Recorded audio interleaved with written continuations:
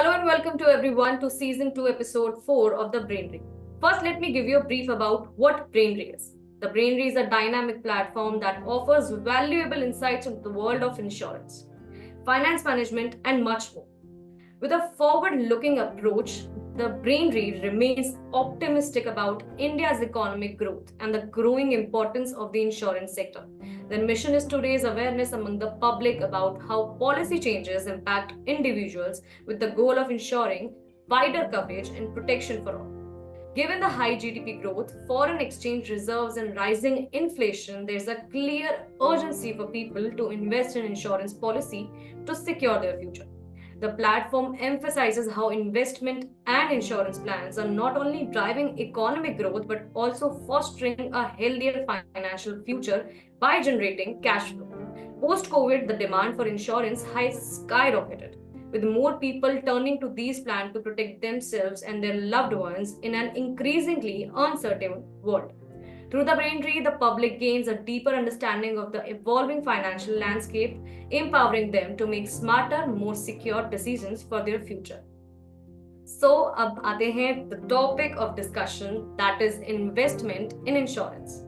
आजकल हर कोई अपने इन्वेस्टमेंट रिटर्न्स को लेके काफी ज्यादा वर्ried रहता है, और जब बात हो इंश्योरेंस में इन्वेस्ट करने की तो लोग थोड़ा सा कंफ्यूज हो जाते हैं। क्या इंश्योरेंस सिर्फ एक सेफ्टी नेट है या फिर उससे ज्यादा अच्छा इन्वेस्टमेंट हम गेन कर सकते हैं? तो ये सब जानने के लिए today we have our guest mister Rohit Sharma, director of Vinora marketing, एक सीजन एक्सपर्ट हैं जो मार्केटिंग और इन्वेस्टमेंट स्ट्रैटेजीज को एक नए तरीके से देखते हैं।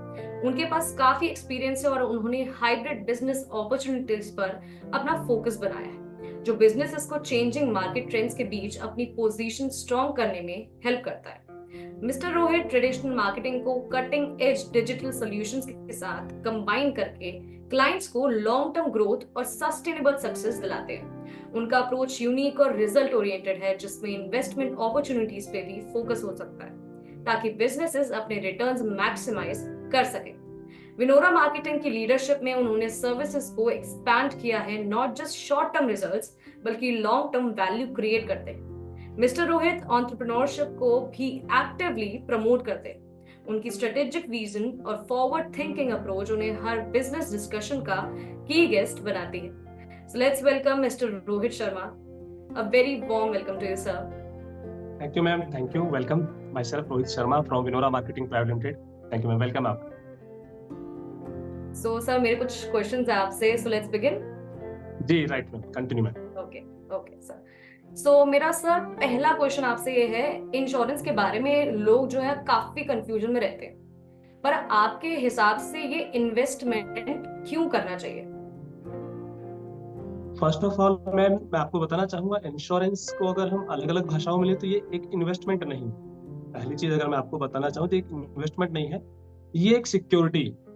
और आज के समय में सिक्योरिटी के साथ अगर आपको कुछ और रिटर्न मिल रहा हो तो बहुत अच्छा पार्ट एक इंश्योरेंस है, जहां से हम हमारे कुछ नॉर्मल छोटे से इन्वेस्टमेंट को निकाल कर के लिए अपने लाइफ के लिए इन्वेस्ट करते हैं, और इन्वेस्ट करने के साथ साथ अपनी लाइफ को प्रोटेक्ट करते हैं। तो इंश्योरेंस नेवर कॉल ए इन्वेस्टमेंट, ये एक हिसाब से एक इन्वेस्टमेंट के साथ साथ आपके लिए बहुत अच्छा प्रारूप है आपके जीवन के लिए। Right sir.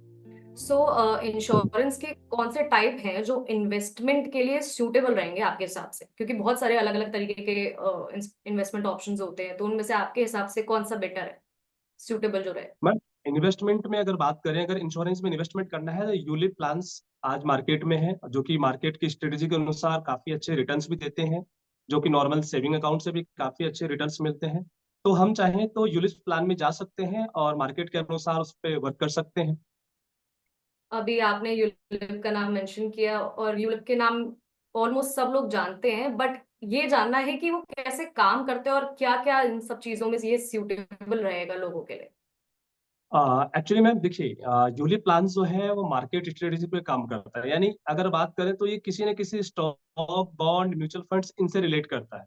और जैसे जैसे स्टॉक, बॉन्ड्स और म्यूचुअल फंड्स के रेट्स में अगर प्राइसेस में अगर कुछ बढ़ोतरी होती है तो कहीं ना कहीं हमारे रिटर्न्स में भी कुछ ना कुछ रिटर्न्स हमको बढ़ करके मिलते हैं। तो ये मार्केट के अनुसार है।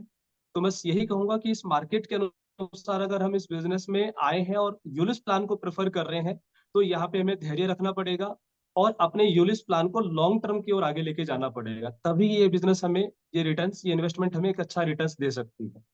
Fair point sir. So sir मेरा नेक्स्ट क्वेश्चन है, यूलिप और ट्रेडिशनल इंश्योरेंस प्लान के बीच में जो भी डिफरेंस है वो एग्जैक्टली है क्या? अगर यूलिप्स और ट्रेडिशनल प्लान की अगर बात करें, तो अगर मैं बात करूं यूलिप्स प्लान की, तो यूलिप्स प्लान आपको इन्वेस्टमेंट के रिटर्न के साथ साथ आपके लाइफ को प्रोटेक्ट करता है फर्स्ट ऑफ ऑल, और ट्रेडिशनल प्योरली आपके लाइफ को प्रोटेक्ट करता है। वहां पे एक लिमिटेड लाइबिलिटी, लिमिटेड रिटर्न है, और यूलिप प्लान में एज पर मार्केट के अनुसार रिटर्न्स है। तो आप अगर दोनों प्लान में कंपैरिजन करें, तो दोनों प्लान का अलग अलग पार्ट है और दोनों प्लान के रिटर्न्स भी अलग अलग है। तो अगर एक नॉर्मल व्यक्ति, अगर मैं चाहूँ, अगर मुझे लगता है कि मैं कहाँ पे इन्वेस्ट करूँ, तो मैं सबसे पहले फर्स्ट ऑफ ऑल यूलिस प्लान को प्रेफर करूंगा, क्योंकि आने वाले मार्केट के अनुसार मुझे उसका रिटर्न मिल सके। और जो ट्रेडिशनल प्लान है, traditional plan fix fix plan है, के हिसाब से अगर मान लिया जाए सम एश्योर्ड का फिक्स प्लान है कि अगर जैसे मान लीजिए मैंने 10 लाख का सम एश्योर्ड लिया, टाइम पूरा कंप्लीट हुआ, और जो मुझे गारंटीड रिटर्न मिलना है बस उतना ही मिलना है, उससे ज्यादा नहीं मिलना है। लेकिन यूलिप्स प्लान में गारंटीड रिटर्न से मैं कुछ ज्यादा अर्न कर सकता हूँ, ज्यादा रिटर्न पा सकता हूँ। ओके। सो सर इंश्योरेंस के अलावा भी काफी इन्वेस्टमेंट ऑप्शंस होते हैं, जैसे टैक्स सेविंग के लिए। तो उनके अलावा जो भी है, कौन से बेस्ट ऑप्शंस रहेंगे आपके हिसाब से? इन्वेस्टमेंट के अलावा मैम आप अगर टैक्स सेविंग की तरफ जाते हैं, तो आप एटीसीज के लिए आप टर्म इंश्योरेंस भी ले सकते हैं, म्यूचुअल फंड्स में इन्वेस्टमेंट कर सकते हैं, ईएलएसएस में। और इसके अलावा एनपीएस हो गया। इसके अलावा आप और भी कई सारे ऐसे म्यूचुअल फंड्स के पार्ट हैं जहां पे आप इन्वेस्टमेंट करके टैक्स सेविंग को प्राप्त कर सकते हैं मैम। जैसे गवर्नमेंट की नेशनल पेंशन स्कीम हो गई, हाँ यहाँ जी, हाँ पे भी जी। आप इन्वेस्ट कर सकते हैं, पीपीएफ में इन्वेस्ट कर सकते हैं, तो वहां से आपको अच्छा टैक्स सेविंग का पार्ट मिल जाता है। ओ, और अगर इंश्योरेंस इन्वेस्टमेंट में लिक्विडिटी काफी इंपॉर्टेंट है, पर कभी कभी इश्यूज जो होते हैं वो हम देख लेते हैं कि फेस करने को मिल जाते हैं, तो आपके हिसाब से कि ये किस तरह से इम्पैक्ट कर सकता है हमारे इन्वेस्टमेंट पे? अगर लिक्विडिटी की बात करें मैम, इंश्योरेंस में राइट बात है आपकी कि लिक्विडिटी एक समय के बाद ही होती है। अगर आप लिक्विडिटी लेना चाहते हैं, सकते हैं, जो कि मार्केट में बहुत सारे प्लान्स हैं मनी बैक, जहाँ पे आपको एक रेगुलर इंटरवल के बीच में कुछ ना कुछ लिक्विडिटी मिलती रहती है। और यदि आप चाहते हैं कि आपको एनी टाइम लिक्विडिटी अवेलेबल रहे, तो आप एसआईपी म्यूचुअल फंड्स, जो कि इक्विटी शेयर्स में जाकर के भी आप उसको इन्वेस्ट कर सकते हैं, वहां से भी आप लिक्विडिटी आपको तुरंत मिल जाती है। टर्म इंश्योरेंस प्लान्स को लेके काफी कंफ्यूजन होती है, मुझे भी है।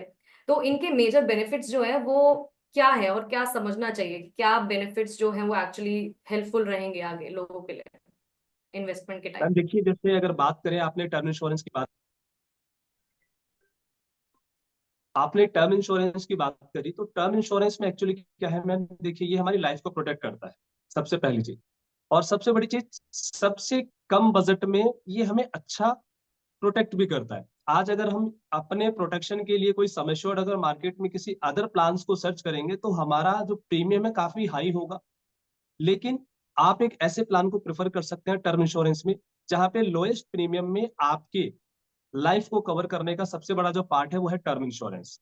और खासकर कि जो युवा देश है, युवा देश के लोग हैं, जैसे कि आपने बताया कि आपको भी कंफ्यूजन होता है, तो कम उम्र में ये जो टर्म इंश्योरेंस का जो अमाउंट होता है, प्रीमियम होता है, कहीं ना कहीं वो कम होता है। तो जितनी जल्दी हो सके हमें टर्म इंश्योरेंस को जरूर से जरूर ले लेना चाहिए, ताकि हम हमारे लाइफ को कवर कर सकें। और ये आपके सम एश्योर्ड का कई गुना आपको कवर दे सकता है। अब जैसे अगर टर्म इंश्योरेंस की बात करूं, तो आज बहुत सारे प्लान ऐसे हैं जो 7-8 हजार रुपए ईयरली से स्टार्ट हो जाते हैं और आपको करोड़ों रुपए तक का एक प्रोटेक्शन प्रोवाइड कराते हैं।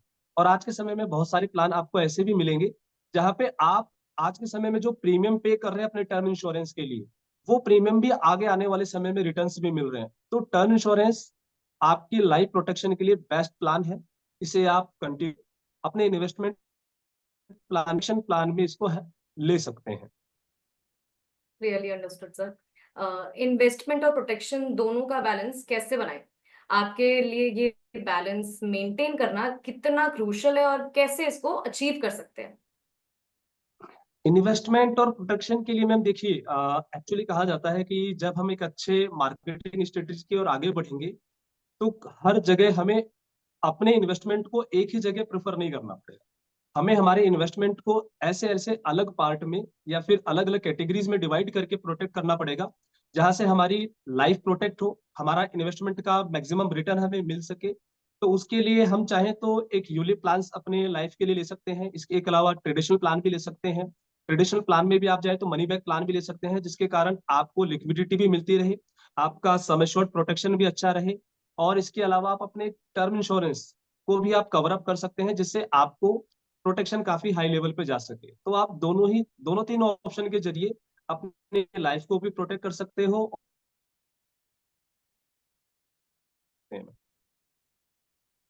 सो सर, मेरा लास्ट क्वेश्चन, आजकल जैसे हमने देखा सभी लोग पोर्टफोलियो डाइवर्सिफिकेशन के बारे में सुनते आ रहे हैं, अभी सुनने भी लगे हैं काफी। तो इससे कितना फर्क पड़ता है जब आप अपना इन्वेस्टमेंट स्ट्रैटेजी बना रहे हो? देखिए मैम, इन्वेस्टमेंट स्ट्रेटेजी अगर बात करें तो एक लॉन्ग टर्म के हिसाब से बनाया जाता है, ये आपको भी पता है। और आज के डेट में मार्केट में बहुत सारी कंपनी आती है जो पोर्टफोलियो लेकर आती है। तो फर्स्ट ऑफ ऑल, आप जिस भी कंपनी के साथ अपना इन्वेस्टमेंट पोर्टफोलियो बना रहे हैं तो उसका ट्रस्ट आप बिल्डअप देखिए कि उसका ट्रस्ट क्या है मार्केट में। उसके रिकॉर्ड्स यानी उसके जो भी लाइबिलिटीज, डेटर्स क्रेडिटर्स हैं, उनको आपको टाइम टू टाइम देखते रहना पड़ेगा। और रिटर्न्स आपको क्या रेगुलर रिटर्न्स आपको दे रहे हैं, तो उस रिटर्न्स को आपको फॉलोअप में रखना पड़ेगा। कहीं ना कहीं आपको एक संयम बना के रखना पड़ेगा कि आने वाले समय में ये जो कंपनी है, ये जो मेरा इन्वेस्टमेंट है, मुझे मोर रिटर्न दे सकता है। तो मैं लोगों को यही कहूंगा कि अगर आप जिस भी कंपनी में इन्वेस्ट कर रहे हैं तो फर्स्ट ऑफ ऑल उस कंपनी का पूरा पोर्टफोलियो आप देखें, समझें। उसके बाद एक लॉन्ग विजन के अनुसार उस जगह इन्वेस्ट करें, ताकि आपको एक लॉन्ग टर्म के अनुसार एक अच्छा रिटर्न मिल सके। Okay sir, thank you for being with us. ये मेरा लास्ट क्वेश्चन था, and thank you for giving your valuable time, and let's end this session. And again, thank you so much for joining with us, and thank you everyone who were there. Thank you so much, sir. Thank you ma'am, thank you.